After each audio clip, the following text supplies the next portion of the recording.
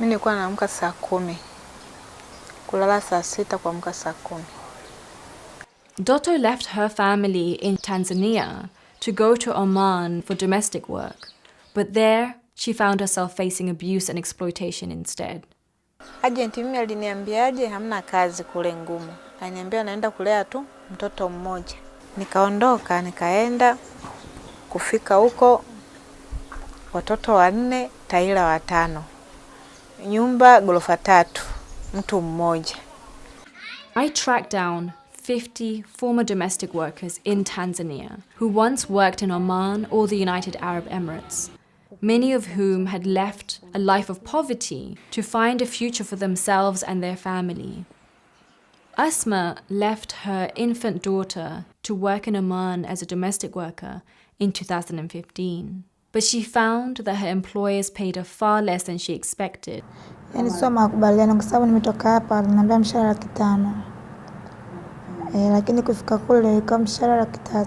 Yani mshahara wangu walichukua kwa sababu wanasemaje kwamba kuna makato ambayo unapoanza kusafirishwa, yani mambo ya passport, sijui upimaji, sijui nini, yani wanagharamia wao agent. Kwa hiyo utakwenda kule utapokatwa, yani ile mshahara wa kwanza na wa pili ndo yani kama gharama zao ambazo kwa unalipia mwenyewe.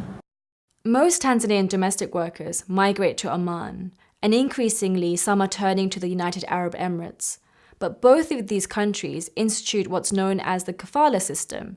This is a visa sponsorship system that ties domestic workers' visas to their employers and prohibits them from leaving without their employer's consent. This facilitates abuse and exploitation. Most domestic workers told me that they had their passports confiscated. Many said that their employers confined them to their house. In some instances, employers also physically or sexually abused them.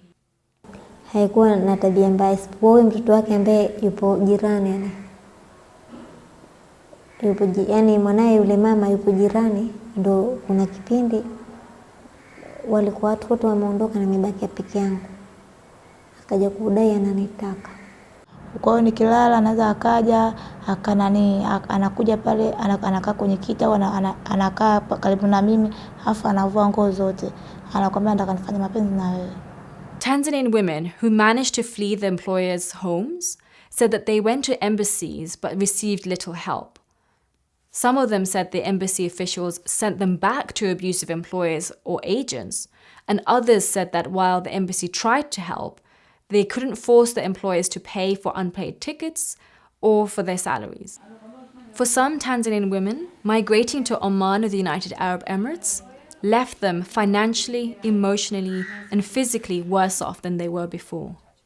Yani baada nilivyorudi ndo madua nimesoma madua ndo hivyo, lakini bado mtoto ni bado tu kilango ilikuwa hajarudi sawa kama kawaida.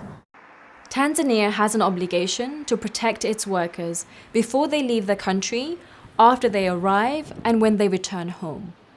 This can include adequate pre-departure trainings, proper oversight over the recruitment agencies, as well as ensuring that they have consular assistance, such as paying for flight tickets so that they can return home safely.